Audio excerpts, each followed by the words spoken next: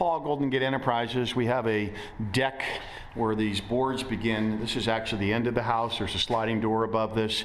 Got like 2x10 or 2x12 joists that run from side to side. There's a structural ledger on that wall, structural ledger on that wall. That's the front garage door. It's about 13 feet to the front door and about 13 feet across. And what this was originally was just kind of an open frame deck.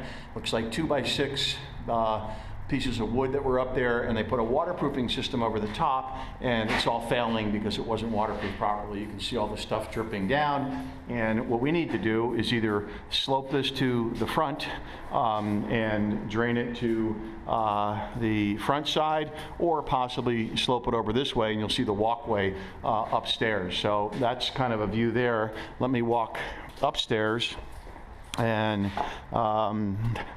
show you the little complicated parts of this, or the trickier parts of this. This is behind the house. This concrete is sloping away. You can see where the water's puddled, and it does run to a drain down there. This is the top side of the deck.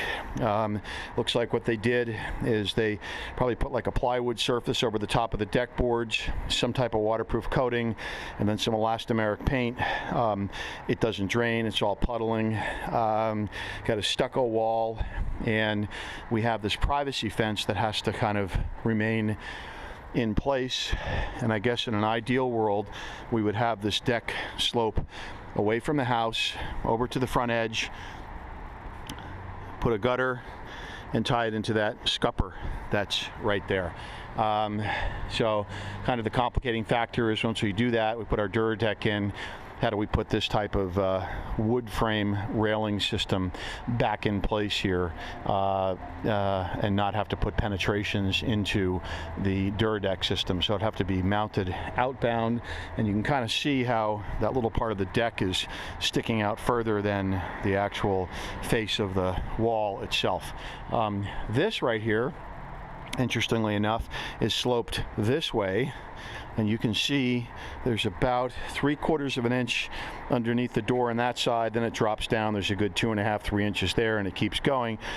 It is sloped this way, although it puddles. This scheme could probably be kept in place and slope everything here. We have an interesting waterproof detail we'd have to figure out how to do, and bring the Duradeck down here and tie it in so water can't migrate back in this way. Let it drain to the drain over there. Jeff, if you're looking at this, you would probably say maybe put a drain in the middle and get everything to come towards the middle, and we'll pick up a drain down below. So we got to have this interface of this railing system. We've got a brick wall that has an interesting kerf cut on it. We're going to have to waterproof, take the angle grinder, come in there with a piece of flashing, counter flash over the Duradeck, got to open up the stucco wall. We've got this waterproofing detail. So there's a number of interesting and tricky waterproof deck details here. Okay, thanks. This is Paul.